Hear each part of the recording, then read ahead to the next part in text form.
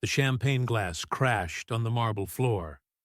Every person in the ballroom turned to look at the black woman in the simple dress, standing next to Richard Blackwell, the richest man in New York City. "Did she just drop her drink?" someone whispered, loud enough for everyone to hear. How awkward. Poor Richard. Before we begin, write your name and where in the world you are watching from in the comments below. But Florence didn't bend down to pick up the glass. She didn't say sorry. She just smiled because she knew something they didn't know.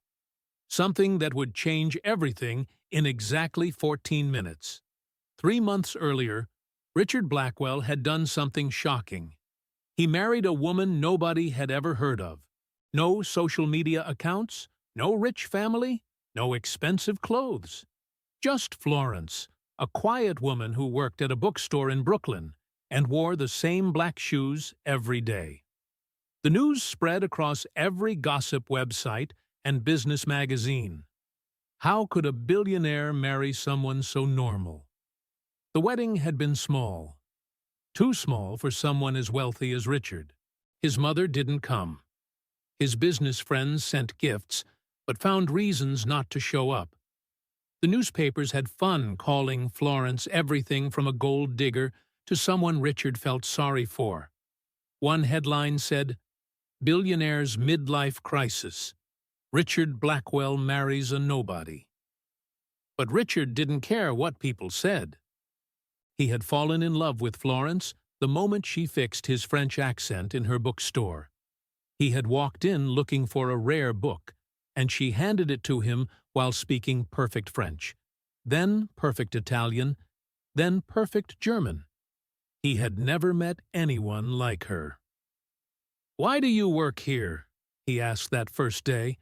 "Because I love books," she said simply. "And I love people who read them." He came back every week, then every day, and finally asked her to dinner. She said yes, but only if he promised not to talk about money. He agreed. For the first time in his life, Richard Blackwell had a talk that wasn't about stocks, business deals, or power. They talked about poetry, about history, about the small things that make life good. 6 months later, he asked her to marry him. She said yes, and the world went crazy. Now, 3 months into their marriage, Florence stood in the Grand Imperial Ballroom for the yearly Blackwell Foundation Gala. It was the biggest party of the year. Politicians, celebrities, and the most powerful people in the city were all there. The champagne glasses clinked around her, but Florence heard something else in the sound. Whispers, sharp laughs, eyes that looked her up and down like she was a puzzle they couldn't solve. "Richard, darling." A woman's voice cut through the crowd like glass. Florence turned to see Victoria Lane approaching, her silver dress catching the light from the crystal chandelier above. Victoria's smile was perfect, but her eyes were cold as winter. "And this must be your wife." The pause before wife lasted just long enough to sting. "Victoria," Richard said, his jaw tight. "Florence, this is Victoria Lane. Victoria, my wife, Florence." Florence extended her hand. Victoria looked at it for a moment before taking it with just her fingertips, like she might catch something. "How lovely to finally meet you," Victoria said. "We've all been so curious. Richard's always been so selective about his companions. Tell me, what do you do?" "I work at a bookstore," Florence said simply. "Oh." Victoria's eyebrows went up. "How? Refreshing. And before that?" "Before that, I also worked at a bookstore." The silence stretched between them. Victoria's smile got sharper. "Well, isn't that?" "Steady work," Victoria said. "You know, we were just saying how fortunate you are. Not everyone gets to win the lottery, so to speak." Florence felt Richard's hand tighten on her arm, but she kept her voice level. I don't think of marriage as gambling. Of course not, dear. Though some might call 3 months quite a quick courtship for such a significant change in circumstances. More people had gathered around them now. Florence could feel them watching, waiting. She recognized some faces from newspapers and magazines, people who owned buildings, who sat on boards, who had their pictures taken at charity events. "Florence," Richard said, his voice warning Victoria to back off. But Victoria wasn't done. "I hope you're enjoying the party," Victoria continued. "These events can be overwhelming for someone not used to this level of society. The etiquette alone takes years to master." "I'm managing fine," Florence said. "Of course you are, dear. Though I did notice you haven't spoken to anyone else tonight. Shy, are we?" Before Florence could answer, a server announced that dinner was ready. The crowd began moving toward the dining room, and Florence found herself swept along in a sea of designer dresses and expensive suits. The dining room was enormous. Round tables covered in white cloth filled the space, each one set with enough silverware to stock a restaurant. Florence found her place card next to Richard's, at what was clearly the most important table in the room. As they sat down, Florence found herself surrounded by faces she didn't know, but who clearly knew each other. The conversations flowed around her like water around a rock. "Richard," said the man to her left, a heavy-set guy with gray hair and small, mean eyes. "Gregory Hamilton."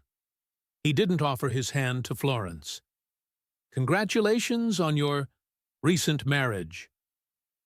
"Thank you," Richard said, but his voice was ice.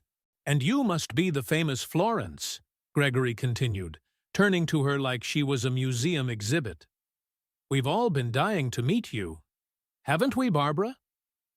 The woman across from Florence, presumably Barbara Hamilton, nodded with a smile that didn't reach her eyes. "Oh, yes. We've been so curious about what you bring to the marriage." Florence felt her stomach drop. Around the table, conversations had stopped. Everyone was listening now. "I'm sorry?" Florence said. "Well," Gregory said, cutting into his salmon, "Richard could have married anyone. Senators' daughters, heiresses, actresses, women with connections, with family money, with something to offer. So we're all wondering, what exactly do you bring to the table?" The silence at their table was complete now. Florence could hear her heart beating in her ears. She looked at Richard, whose face had gone dark with anger. "Gregory," Richard said, his voice low and dangerous. "Oh, come now," Gregory said with a laugh. "It's a fair question. I mean, no offense to Florence, but she works in a bookstore in Brooklyn. What could she possibly offer someone in your position?" Barbara leaned forward. "Unless she's pregnant." She looked at Florence's stomach meaningfully. "That would explain the rush." Florence felt heat rise in her cheeks. Around them, she could hear other conversations stopping as people turned to listen. "I think," said an older woman at the next table, loud enough for everyone to hear, "that some people are just very good at being in the right place at the right time." Laughter rippled through the nearby tables. Not kind laughter, the kind that cuts. "Lucky girl," someone else said. "Must be quite the love story," came another voice, dripping with sarcasm. Gregory smiled like a shark. "Come on, Florence. Don't be shy. Tell us how you landed the biggest fish in New York." Florence looked around the table. These people, in their $1,000 dresses and handmade suits, were staring at her like she was entertainment. Like she was a joke they were all in on, except her. "I didn't land anything," Florence said quietly. "Richard asked me to marry him. I said yes, because I love him." "Love," Victoria's voice carried from the next table. "How romantic. Though love and $50 billion make quite a combination, don't they?" The laughter was louder now. Florence could feel it washing over her like cold water. "That's enough," Richard said, standing up. His chair scraped against the floor. "Oh, Richard," Gregory said, waving him down. "We're just getting to know your bride. No harm in that. Florence doesn't mind, do you, Florence?" Florence looked up at her husband.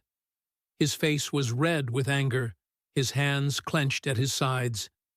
She could see he was ready to tear into every person at this table, to defend her honor, to make them sorry they'd ever opened their mouths.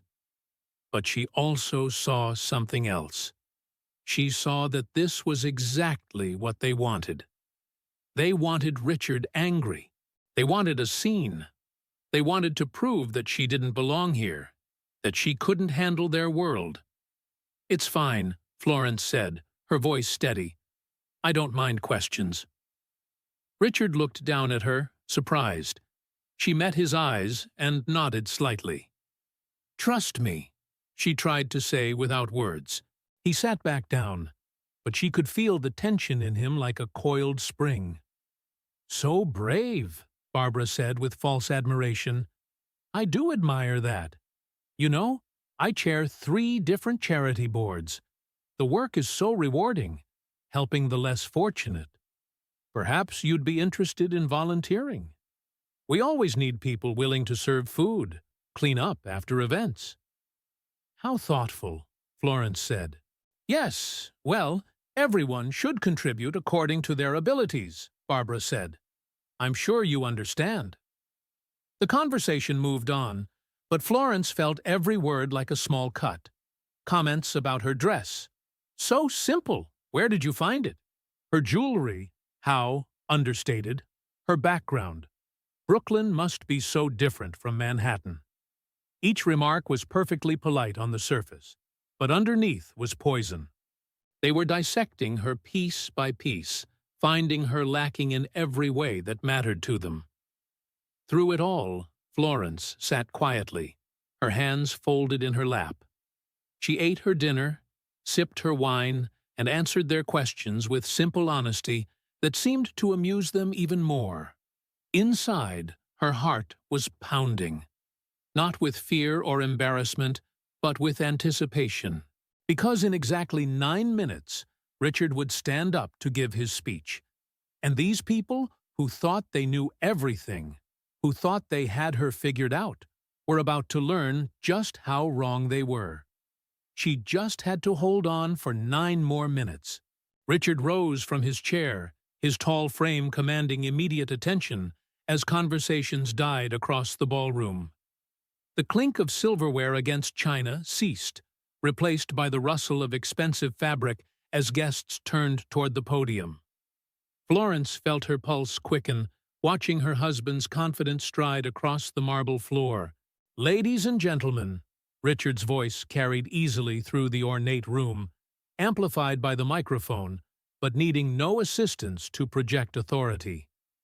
"Thank you for joining us tonight for what has become our most important annual gathering." The crowd settled into expectant silence. Florence caught sight of Victoria Lane adjusting her diamond necklace, clearly preparing to endure what she probably assumed would be another boring, philanthropic announcement. Gregory Hamilton leaned back in his chair with the satisfied expression of a man who had thoroughly enjoyed his evening's entertainment. For 3 years, the Blackwell Foundation has focused primarily on domestic initiatives, Richard continued, his hands resting confidently on the podium. Scholarships for underprivileged students, literacy programs in underserved communities, technology grants for struggling schools. Important work, but limited in scope. Florence's breathing grew shallow. This was it. The moment she had both dreaded and anticipated since accepting Richard's invitation to speak tonight. Tonight, I'm proud to announce our most ambitious project yet. The Global Literacy Program will launch next month across 12 countries, reaching an estimated 2 million children in its first year. A murmur of polite interest rippled through the audience. Several guests nodded approvingly, no doubt calculating the tax implications of such a substantial charitable endeavor. This program represents a complete reimagining of how we approach educational inequality on a global scale, Richard said, his voice gaining intensity. It required someone with not just vision, but deep understanding of linguistic barriers, cultural sensitivities, and the real challenges faced by children who must learn in languages that aren't their own. Florence felt Victoria Lane's eyes drift toward her briefly, then away, as if the very suggestion was absurd. The architect of this program, Richard paused, his gaze finding Florence across the room, designed every aspect herself. The curriculum, the teacher training protocols, the cultural adaptation guidelines, the assessment methods. She speaks fluent French, Italian, Spanish, German, and Mandarin. She taught herself 4 of these languages using nothing but library books and online resources. The murmur grew louder now, confusion creeping into the polite interest. Florence watched Gregory Hamilton's brow furrow as he tried to process what he was hearing. "Ladies and gentlemen, I'd like you to meet the true genius behind the Blackwell Foundation's Global Literacy Program. My wife, Florence." The silence that followed was deafening. Florence felt every eye in the room turn toward her, saw the shock register on face after face. Victoria Lane's champagne glass froze halfway to her lips. Barbara Hamilton's mouth actually fell open. "Florence," Richard's voice was warm with pride and love. "Would you join me?" For a moment, Florence couldn't move. Her legs felt unsteady, her heart hammering against her ribs. 300 of New York's most powerful people stared at her in stunned disbelief. The same people who had spent the evening treating her like an amusing curiosity, a lucky nobody who had won the ultimate lottery. She stood slowly, her simple black dress a stark contrast to the glittering gowns around her. The walk to the podium felt endless, each step echoing in the absolute silence. She passed Victoria Lane's table without looking down, though she could feel the woman's burning stare.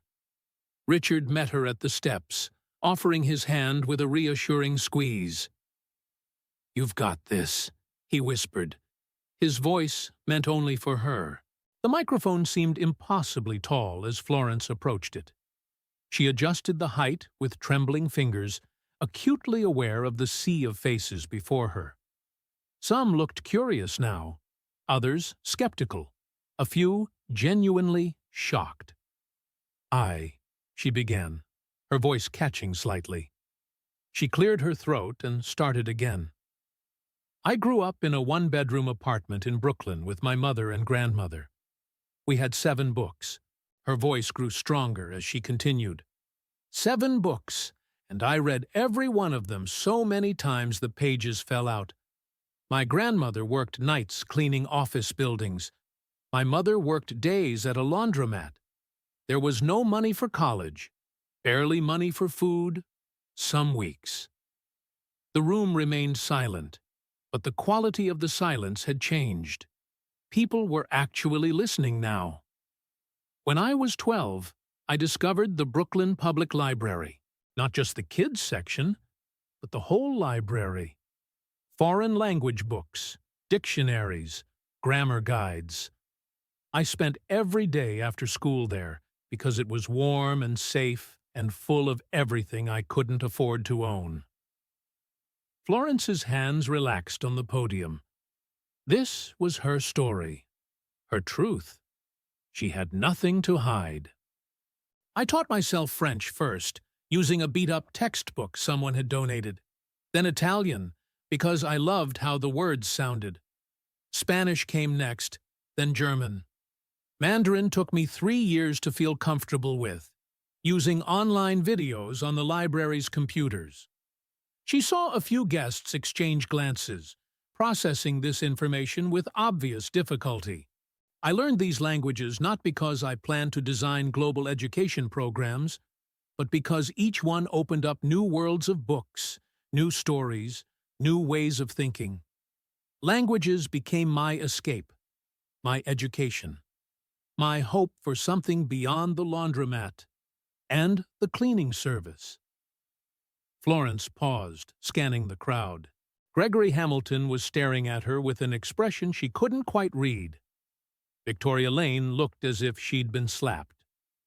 The Global Literacy Program exists because I understand what it feels like to hunger for knowledge with no money to buy it.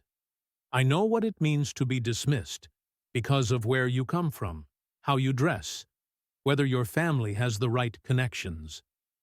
Her voice carried across the room with increasing confidence. This program will reach children in rural villages in Guatemala who walk 3 hours to attend school. Refugee camps in Jordan where Syrian children learn in their 4th or 5th language.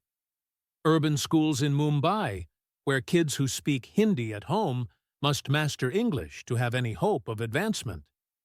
The applause began slowly, tentatively, but grew stronger. Florence saw genuine interest replacing the earlier mockery on several faces. We've partnered with local educators in each country to ensure cultural sensitivity. The curriculum adapts to regional needs while maintaining rigorous educational standards. Teacher training includes not just language instruction, but trauma-informed teaching methods for children who have experienced displacement, poverty, or conflict. Florence's voice grew passionate as she described the program's scope. Mobile libraries for nomadic communities in Mongolia. Solar-powered tablets preloaded with lessons for villages without electricity in Nigeria. Video conferencing connections so a child in rural Bangladesh can practice English with a volunteer tutor in London. The applause was sustained now, no longer polite obligation, but genuine appreciation. Florence caught sight of Richard at the edge of the stage, his face radiant with pride. This program will launch in 6 weeks, Florence concluded, her voice clear and strong. Not because we have money to throw at the problem, but because we listen to what children and teachers in these communities actually need. Because sometimes the best solutions come from people who remember what it feels like to have nothing but hope and determination. The standing ovation began in scattered pockets, but quickly spread throughout the ballroom. Florence stood at the microphone, watching faces that had regarded her with condescension, now looking at her with something approaching respect. A few guests looked genuinely ashamed, perhaps remembering their earlier comments about lottery tickets and charity cases. As the applause finally died down, Florence made her way back to her table.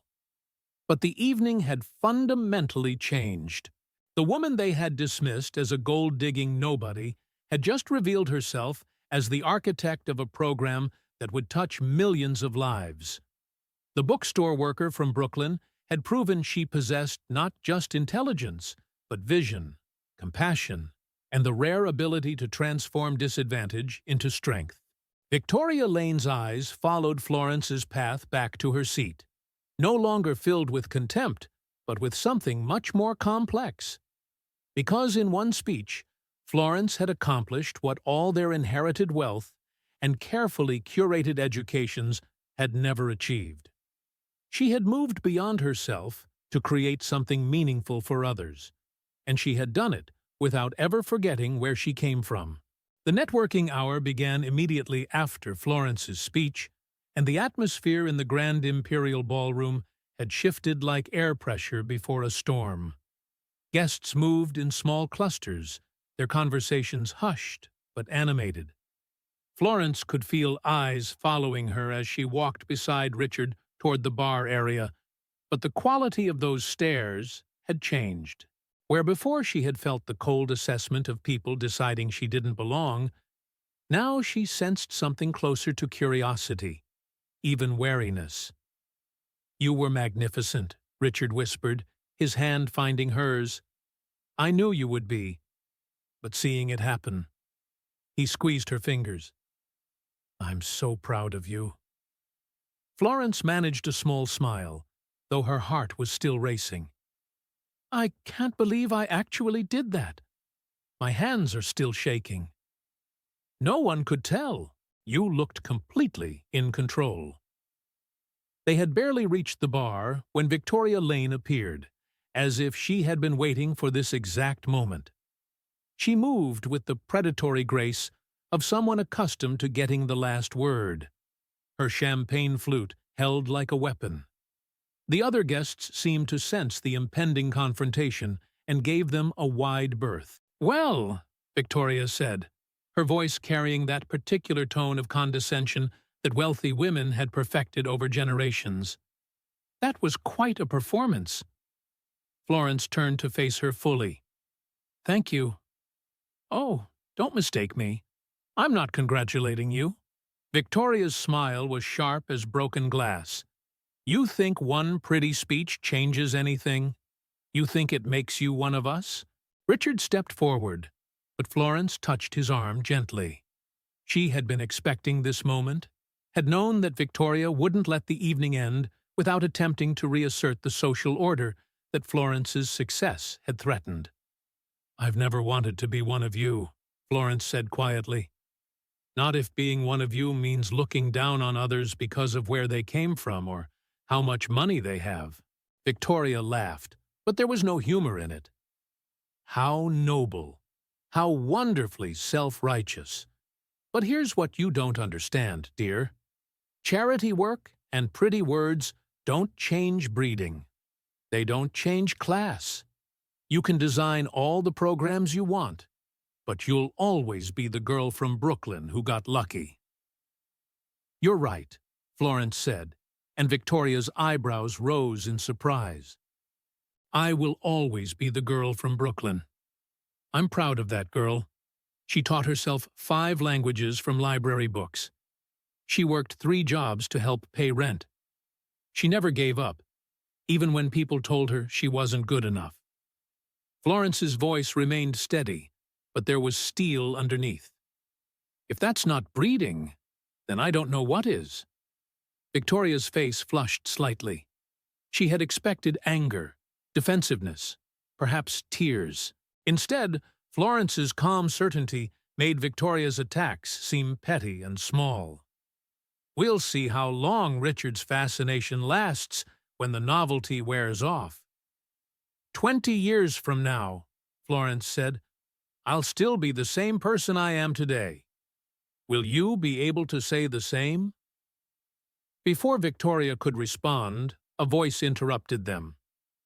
"Excusez-moi, Mrs. Blackwell." Florence turned to find a distinguished man in his 60s approaching. She recognized him immediately, Ambassador Jean-Pierre Dubois, the French representative to the UN. His presence caused a small stir among the nearby guests. "Ambassador Dubois," Florence replied in perfect French, her accent flawless. "It's an honor to meet you." Victoria's mouth fell open slightly. She spoke some French herself, but Florence's pronunciation was impeccable, her grammar sophisticated. "The honor is mine," the ambassador continued in French. "I was deeply moved by your speech this evening. I wonder if I might impose upon you for a favor.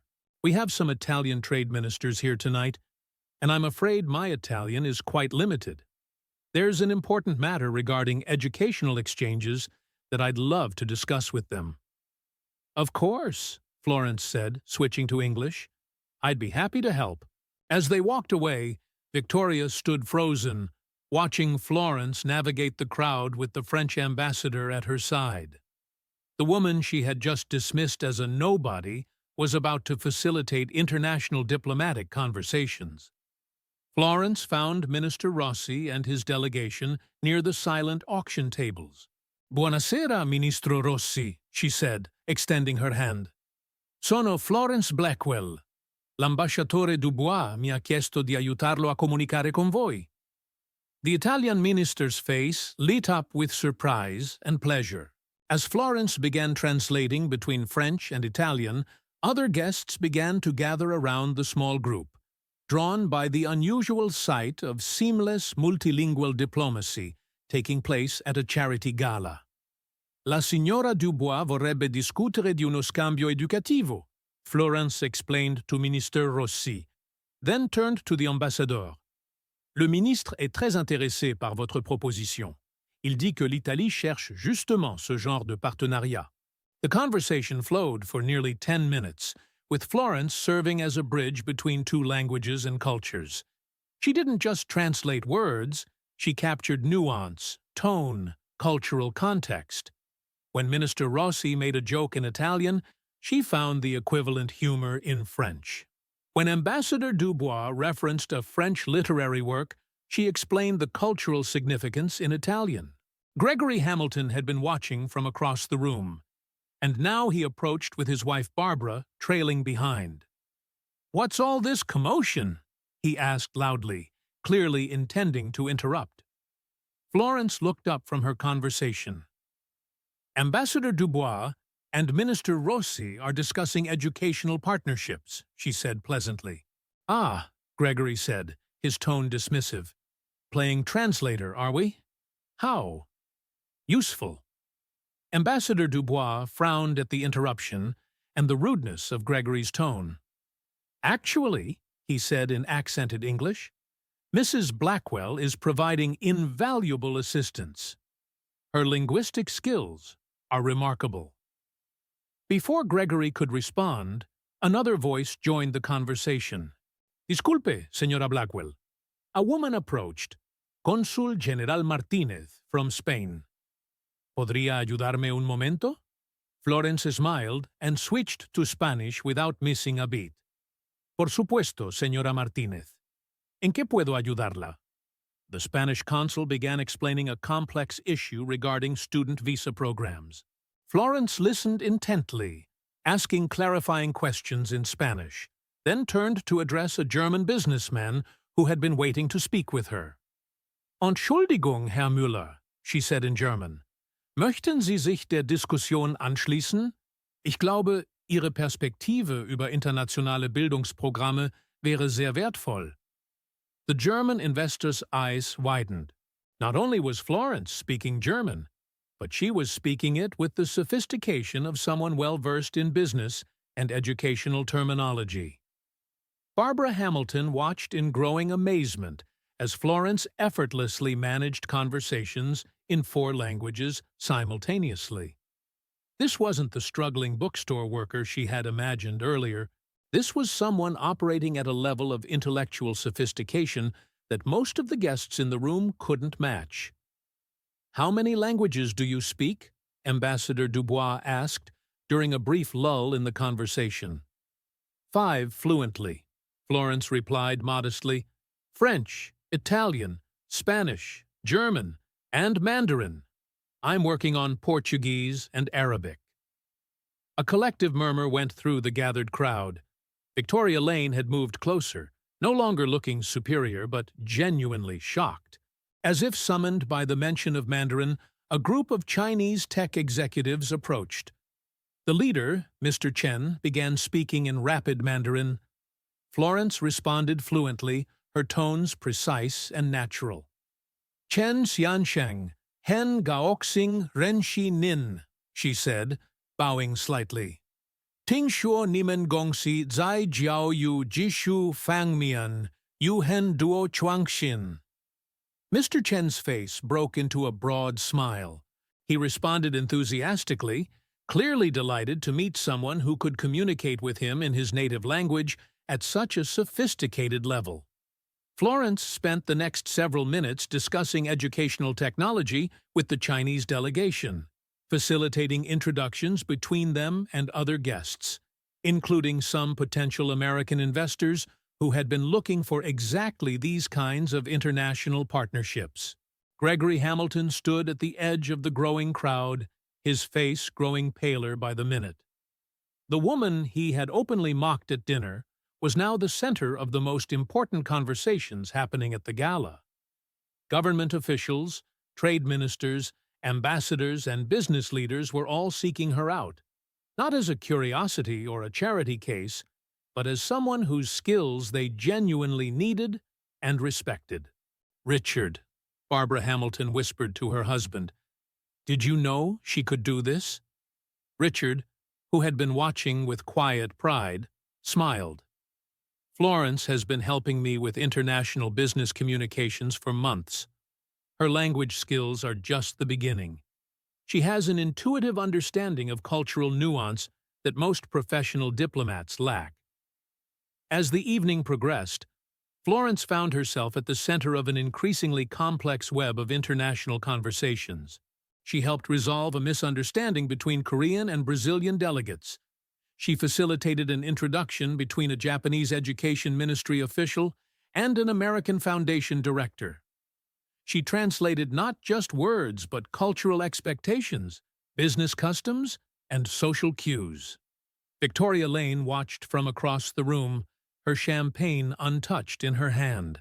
The woman she had dismissed as unworthy was orchestrating connections that would likely result in millions of dollars in business deals and international partnerships. The guests who had earlier laughed at Florence's expense now competed for her attention and expertise. "Incredible," murmured someone behind Victoria. She turned to see Mrs. Worthington, another old money matriarch, watching Florence with undisguised admiration.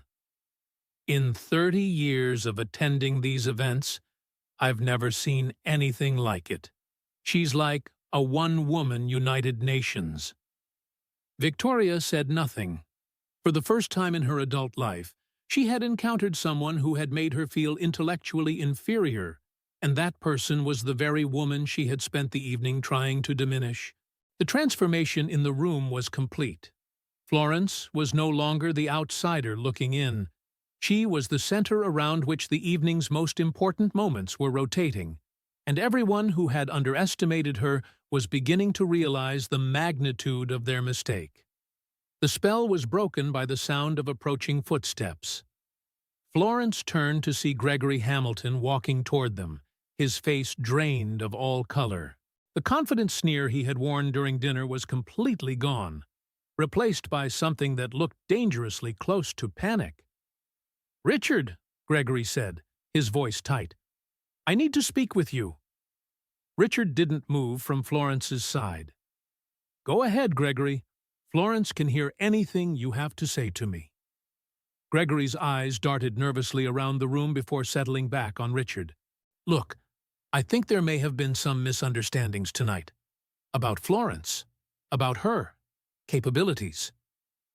"Misunderstandings?" Richard's voice was ice-cold. "What kind of misunderstandings?" "Well, you have to admit, you didn't exactly prepare us for her background, her education, her linguistic abilities." Oh, Gregory was sweating now, despite the ballroom's perfect temperature control. "If we had known she was so accomplished—" "You would have treated her differently?" Florence interrupted, her voice calm but cutting. "Because of my accomplishments, not because treating people with basic human decency should be the default." Gregory's mouth opened and closed, like a fish gasping for air.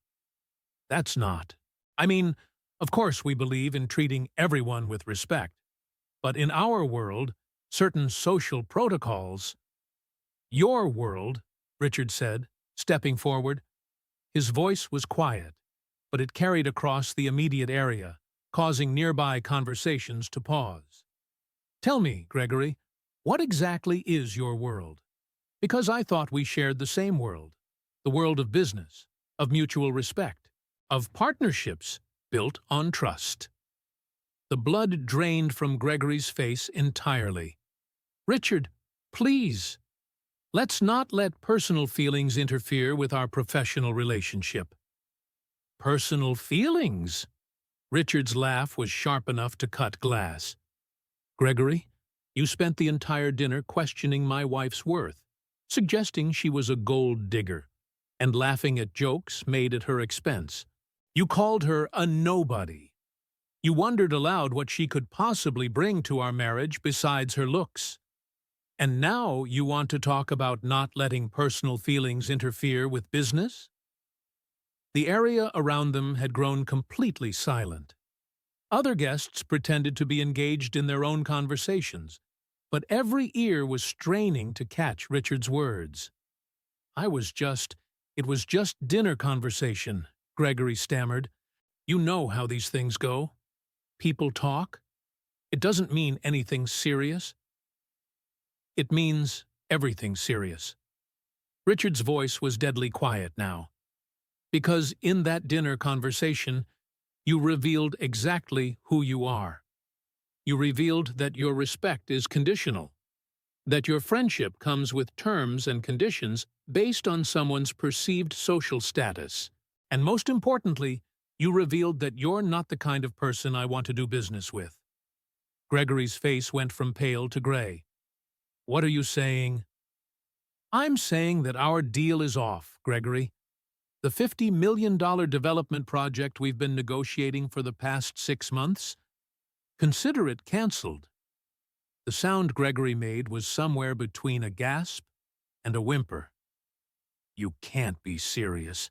Richard, think about what you're saying. This is business. This is bigger than whatever happened at dinner. This is exactly about what happened at dinner. Richard's voice carried clearly now, and he made no effort to lower it. Several more conversations around them stopped entirely. You see, Gregory, I have a confession to make, not just to you, but to everyone here. Richard turned slightly, addressing not just Gregory, but the growing circle of listeners around them. I knew exactly what would happen tonight when I brought Florence here. I knew that many of you would look at her Brooklyn accent, her public school education, her background working in a bookstore, and you would judge her. You would find her wanting. You would treat her as less than.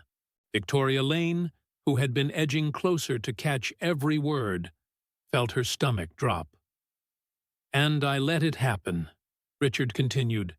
I deliberately didn't tell most of you about Florence's real background, her genius, her achievements, her linguistic abilities, her role in designing our global literacy program. I let you reveal exactly who you really are when you think no one important is watching. Barbara Hamilton appeared beside her husband, her face a mask of growing horror as she began to understand what was happening.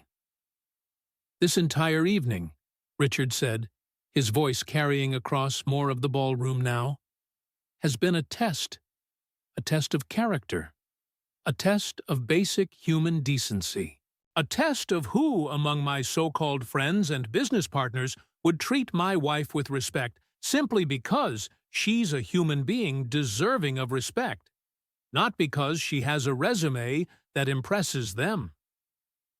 The silence around them was now complete and spreading outward like ripples in a pond.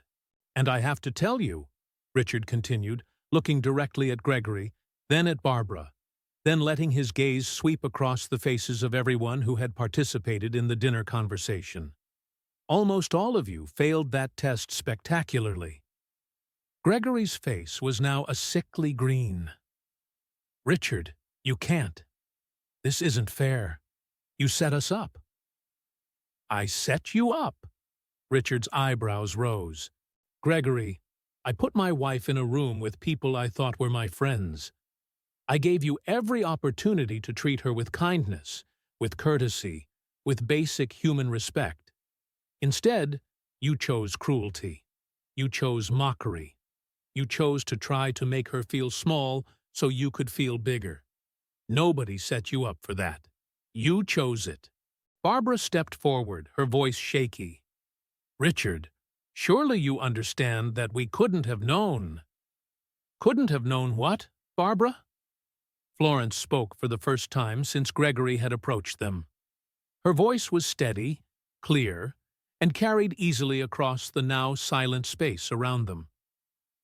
Couldn't have known that I was human? That I had feelings? That being cruel to someone at a dinner party is wrong regardless of their background? Barbara's mouth opened, but no words came out. Because that's what this really comes down to, Florence continued. Not whether I have a PhD or speak 5 languages or designed international programs. This comes down to whether you think basic kindness should depend on someone's credentials. She turned to face Gregory directly. When you asked what I could possibly bring to my marriage besides my looks, what you were really asking was why someone like me deserved someone like Richard. You were suggesting that my worth as a human being was tied to what I could offer him. Not who I am, but what I could provide. Gregory tried to speak, but Florence wasn't finished. And when everyone laughed at that comment, when people nodded along, when the conversation continued as if it was perfectly acceptable to discuss another person's worth, like she wasn't sitting right there, every single one of you revealed something about yourselves that I don't think you intended to reveal. She paused, looking around at the faces surrounding them. More people had gathered, drawn by the tension and the increasingly audible conversation. You revealed that your kindness has conditions. Your respect has requirements. Your basic human decency comes with a price tag. The silence stretched out, heavy and uncomfortable. Then Richard's voice cut through it again. So yes, Gregory, our deal is off. And it's not just your deal. Richard's gaze swept across the crowd. Everyone who participated in tonight's little comedy show, everyone who thought it was acceptable to treat my wife as entertainment, everyone who chose cruelty over kindness when they thought there would be no consequences. You've all just discovered that actions have consequences after all. Victoria Lane felt as if the floor had opened beneath her feet. She thought about every cutting remark she had made, every condescending smile, every moment she had tried to make Florence feel unwelcome. This is insane, Gregory said, his voice rising. You're talking about destroying business relationships, professional partnerships, over dinner conversation. I'm talking about discovering who my real friends are, Richard replied simply, and who they aren't. He turned to Florence, offering her his arm. I think we've seen enough for one evening, don't you? As they turned to leave, Florence paused and looked back at the stunned faces surrounding them. You know, she said, her voice carrying clearly across the ballroom, I grew up poor in Brooklyn. Really poor. The kind of poor where you count pennies for the bus and choose between buying food and buying books. And in that world, I learned something that apparently doesn't get taught in elite private schools and country clubs. She waited, letting her words sink in. I learned that how you treat people who can't do anything for you says everything about who you really are. And tonight, all of you showed me exactly who you really are. The silence that followed was deafening. As Richard and Florence walked toward the ballroom exit, the sound of their footsteps seemed unnaturally loud on the marble floor. Behind them, they left a room full of people who were just beginning to understand the magnitude of what had just happened. Gregory Hamilton sank into the nearest chair, his face buried in his hands. $50 million. Gone. Because he couldn't keep his mouth shut at a dinner party. Barbara stood frozen beside him, calculating how many other business relationships her husband had just destroyed with his cruelty. And Victoria Lane stood in the center of the crowd, watching Florence Blackwell walk away with more dignity in her retreat than Victoria had ever possessed in her victories, understanding for the first time in her life what it felt like to be truly, completely outmatched. The ballroom hummed with nervous energy as guests processed what had just unfolded. Richard's words hung in the air like smoke from an extinguished fire, and everyone could smell the damage. Mrs. Blackwell, Barbara Hamilton approached Florence with trembling hands, her voice barely above a whisper. "I need to apologize. I had no idea you were so accomplished. Your educational background is truly impressive." Florence turned slowly, her dark eyes meeting Barbara's desperate gaze. "My educational background?" "Yes, your languages, your program design skills, your cultural knowledge. It's remarkable what you've achieved with proper schooling." The words landed exactly as Barbara intended them to sound generous, but Florence heard every conditional clause embedded within them. She had earned respect not as a human being, but as someone who had finally proven herself worthy of it through achievements they could measure and understand. "I appreciate your apology, Mrs. Hamilton," Florence said quietly, "but I wonder if you would have offered it 3 hours ago before you knew about my work." Barbara's mouth opened and closed like a fish gasping for air. Around them, other guests shifted uncomfortably, recognizing their own hollow apologies reflected in Barbara's stumbling response. Victoria Lane stood 20 feet away, surrounded by a small cluster of women who had once hung on her every cutting remark. Now they avoided eye contact, suddenly finding their phones fascinating. Victoria's usual sharp wit had deserted her completely. For the first time in her adult life, she had encountered someone who possessed something she could never acquire: genuine substance. "The cars are ready whenever you are," Richard murmured against Florence's ear, his hand finding the small of her back with protective certainty. Florence nodded, but her gaze swept the room one final time. She saw Gregory Hamilton still slumped in his chair, staring at his hands as if they held answers to questions he was afraid to ask. She saw the French ambassador speaking animatedly with Richard's business partner, probably sharing details about Florence's flawless diplomatic translations. She saw dozens of faces that had looked at her with contempt just hours ago now studying her with something approaching awe. "Actually," Florence said, turning back to Barbara Hamilton, "I never received proper schooling. I dropped out of high school at 16 to work full-time when my mother got sick. Everything I know came from library books, online videos, and determination." Barbara's face went white. The implication hung between them like a blade. Florence had achieved more through raw intellect and self-discipline than most of these people had managed with their prestigious degrees and inherited advantages. "Now I really would like to leave," Florence added softly. Richard guided her through the crowd toward the exit, but their path resembled a receiving line of awkward apologies. The Italian consul stopped them to praise Florence's nuanced understanding of regional dialects. The German investor mentioned how refreshing it was to meet someone who understood both business and culture. Each interaction felt like watching people rebuild their entire assessment of a human being in real time. Outside the Grand Imperial, Manhattan's evening air carried the familiar sounds of traffic and distant music from other venues. Richard helped Florence into their car, then settled beside her as the driver pulled away from the curb. "How are you feeling?" Richard asked, studying her profile as city lights played across her face. Florence was quiet for several blocks, watching the transition from Manhattan's gleaming towers to the bridge that would take them home. "Tired," she said finally, "and sad." "Sad? For them." Barbara Hamilton just revealed that she only respects people based on their accomplishments.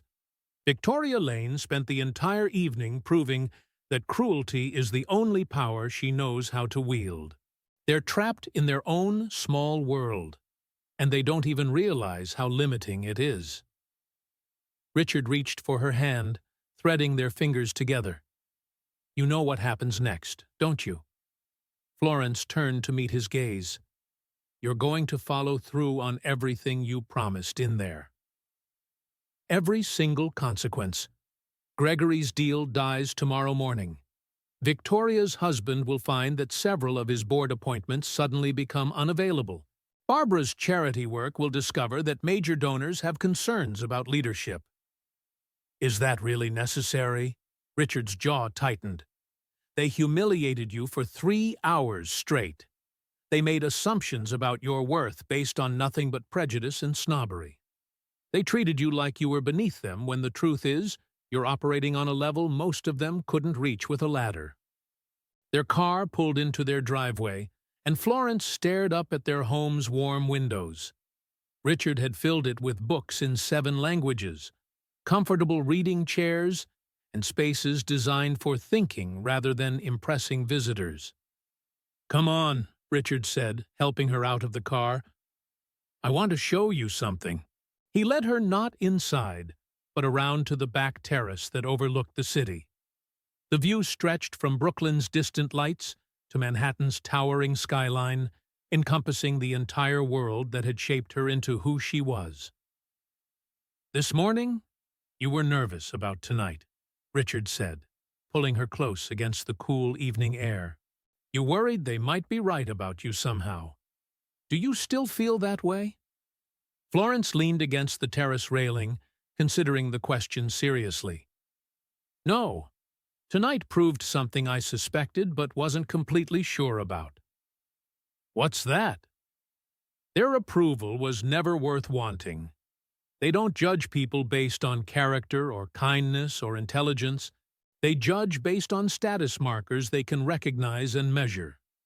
When I earned their respect tonight, I earned it by becoming someone they could finally categorize and understand, not someone they actually valued." Richard smiled, the expression visible in the ambient light from their windows. "And that's exactly why I fell in love with you. You see through the noise to what actually matters."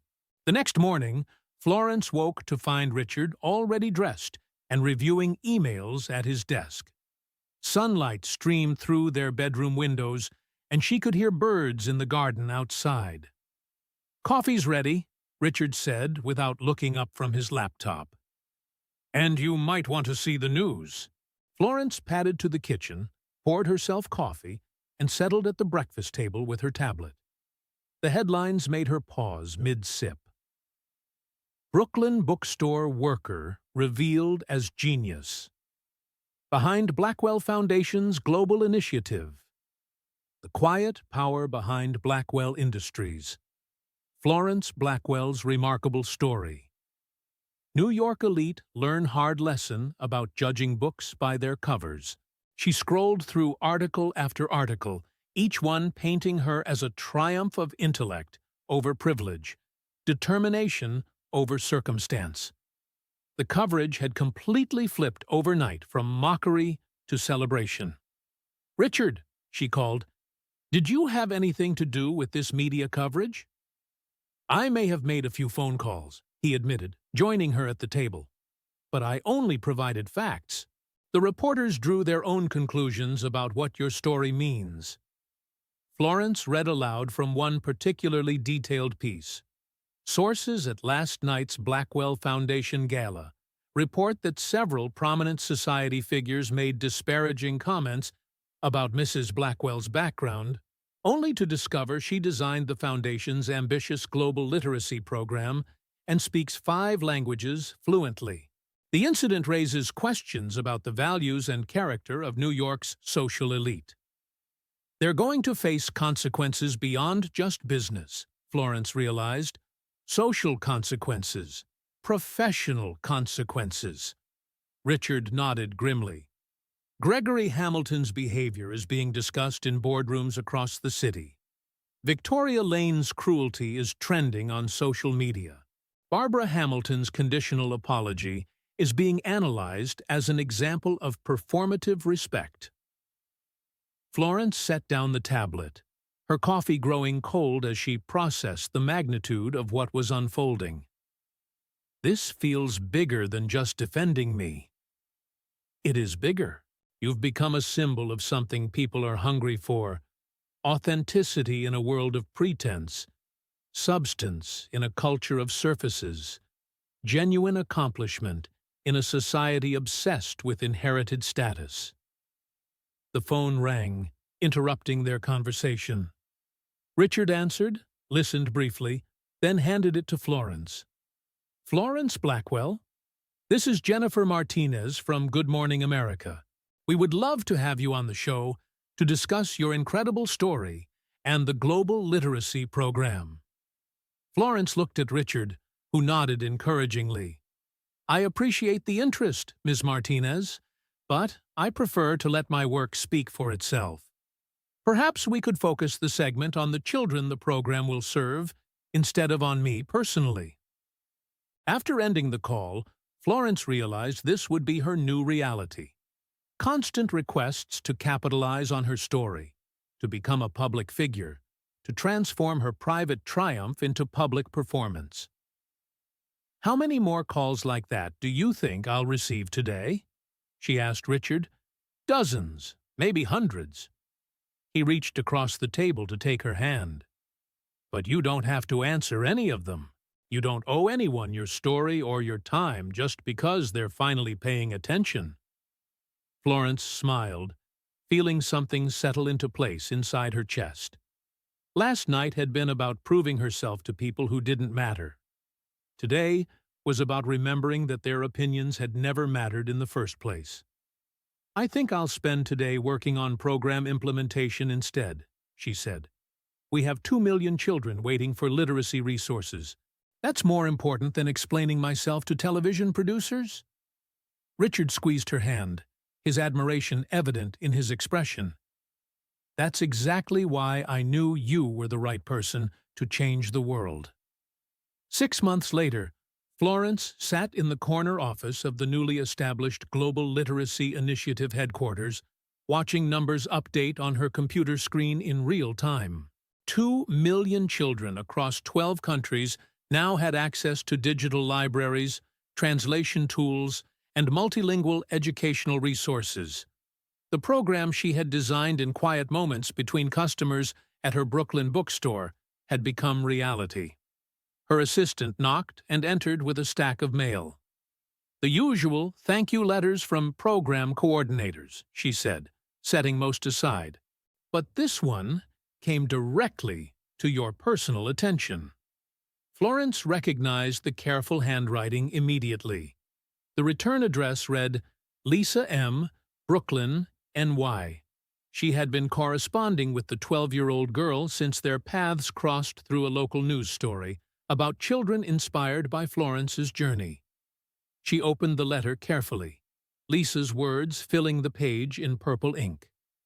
"Dear Mrs. Blackwell, I got accepted to the advanced language program at my school. I'm learning Spanish now, just like you did. My mom says I remind her of you when you were young. I know people sometimes say mean things about where I come from, but your story helps me remember that smart comes from inside, not from fancy addresses. I'm going to keep learning languages until I know 5 like you. Maybe someday I can help kids too. Thank you for showing me that Brooklyn girls can do anything." Florence felt tears well up as she read the postscript. "P.S. I checked out every language book in our library. The librarian says I'm following in your footsteps." The phone buzzed. Richard's mother appeared on the caller ID, a sight that still surprised Florence after months of silence following the gala. "Hello, Mrs. Blackwell," Florence answered carefully. "Florence, dear." The older woman's voice carried a warmth that hadn't been there before. "I wanted to call personally. I've been reading about your program's success in the Times. 2 million children. That's remarkable." Florence waited, uncertain where this conversation was heading. "I owe you an apology," Richard's mother continued. "A real one, not the social niceties I should have offered months ago. I judged you based on assumptions about your background, your education, your motives. I was wrong on every count." "Thank you," Florence said simply. "When Richard first told me about you, I thought he'd been charmed by a pretty face. I never imagined he'd found someone who would amplify his impact on the world. You've made my son better, and you've made the family better." After hanging up, Florence stared at Lisa's letter again. This was what mattered. Not the grudging acknowledgments from people who had initially dismissed her, but the hope she was giving to children who saw themselves in her story. Richard found her there an hour later, surrounded by program reports and correspondence from international coordinators. "How are the implementation numbers looking?" he asked, settling into the chair across from her desk. "Ahead of projections in 8 countries, on track in the others." She gestured at the data. "The mobile literacy units are particularly successful in rural areas. Children who've never owned books are now reading in multiple languages." "And how are you doing with all of this?" Richard studied her face. "The media attention, the social circus, the constant scrutiny of your every move?" Florence considered the question seriously. Over the past months, society reporters had dissected her clothing choices, analyzed her speech patterns, and speculated endlessly about her transformation from bookstore clerk to philanthropist, as if helping others required a pedigree. "Some days, I wonder if you regret it," she admitted. "Marrying someone who brought so much drama into your world." Richard leaned forward. "Do you regret it?" The question hung between them. Florence thought about the cruel comments, the social landmines, the constant feeling of being evaluated and found wanting by people whose approval meant nothing to her. "No," she said without hesitation.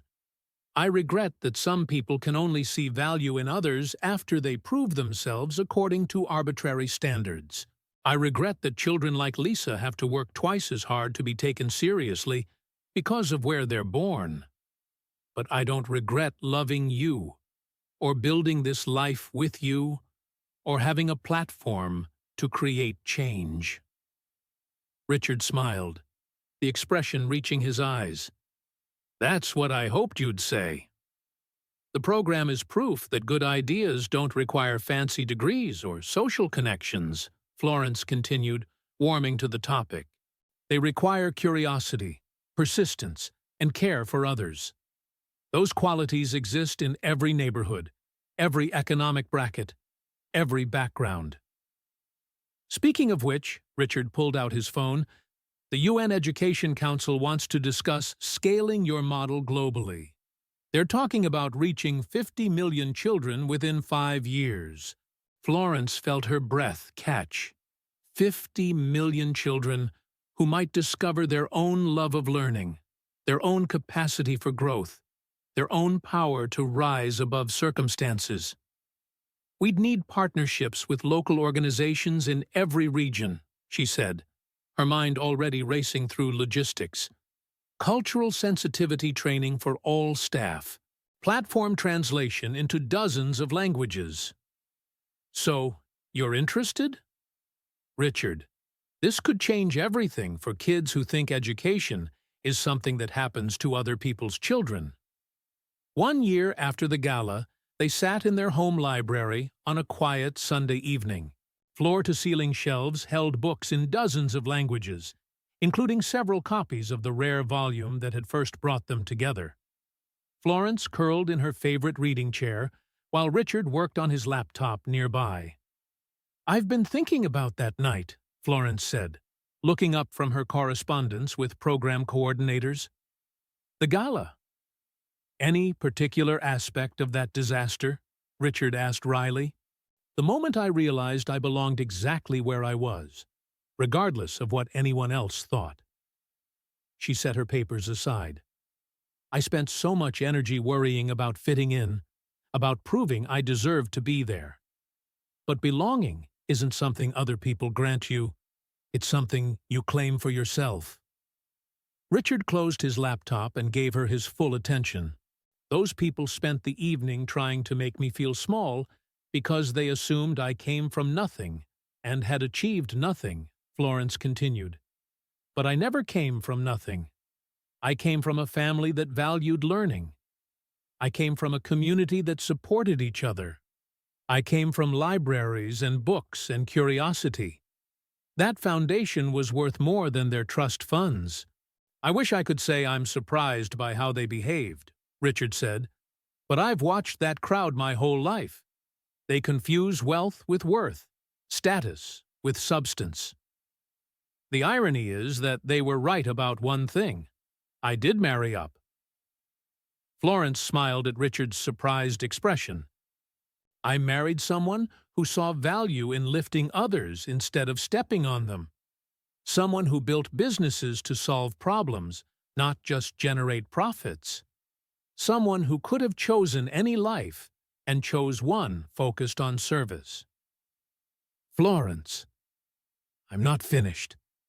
She moved to sit beside him on the sofa. I married someone who loved me for learning languages from library books instead of expensive tutors, who thought my work ethic was attractive instead of embarrassing, who wanted to amplify my voice instead of silence it. Richard took her hands. I'm the one who married up, Florence. You could have chosen anyone, and you chose someone who comes with social complications, family expectations, and a spotlight you never asked for. I chose someone who sees the world the way I do, she corrected. Someone who believes people matter more than pedigree. They sat in comfortable silence, surrounded by books and the soft glow of reading lamps. Outside, New York City hummed with its constant energy, but inside their sanctuary, time felt peaceful and unhurried. Lisa sent another letter, Florence mentioned, retrieving it from her stack of mail. She started tutoring younger children in her building. Says she wants to be like me when she grows up. What did you write back? That she should want to be like herself? The world needs Lisa's voice, not another Florence. She smiled. But I also sent her some advanced language learning materials and information about summer programs. Richard pulled her closer. That girl has no idea how her life just changed. Neither did I, a year ago, Florence reflected. I thought marrying you meant joining your world. I didn't realize it meant we'd create our own world together. The phone rang, interrupting their quiet moment. The caller ID showed an international number. Mrs. Blackwell? The voice carried a slight accent. This is Dr. Amara Cohn from UNESCO. We've been following your global literacy program with great interest. Florence straightened, Richard listening beside her as she switched to speakerphone. We're organizing an international education summit next year, Dr. Cohn continued. We'd like you to deliver the keynote address on educational equity. Your work demonstrates that transformative programs can emerge from unexpected sources. After accepting the invitation and ending the call, Florence looked at Richard with wonder in her expression. A year ago, I was afraid to speak at a charity gala. Now they want me to address world education leaders. A year ago, you were the same brilliant, passionate person you are today. Richard reminded her. The only difference is that more people are finally paying attention. Florence considered this, thinking about Lisa's letters, the program's statistics, the children whose lives were changing because someone believed in their potential. No, she said finally. The difference is that I stopped waiting for permission to make a difference. As they prepared for bed, Florence caught her reflection in the bathroom mirror. The woman looking back at her wore the same face as the bookstore clerk from Brooklyn, but something in her expression had shifted. There was a certainty there now, a quiet confidence that had nothing to do with designer clothes or social acceptance. She had learned the most important lesson of all. Her worth had never been determined by others' opinions. It came from her choices, her character, her commitment to lifting others as she climbed. The girl who taught herself 5 languages from library books had become a woman whose voice carried across continents. And she had done it not by changing who she was, but by refusing to be anything less than herself. Now we want to know your opinion. From 0 to 10, what score does this story deserve?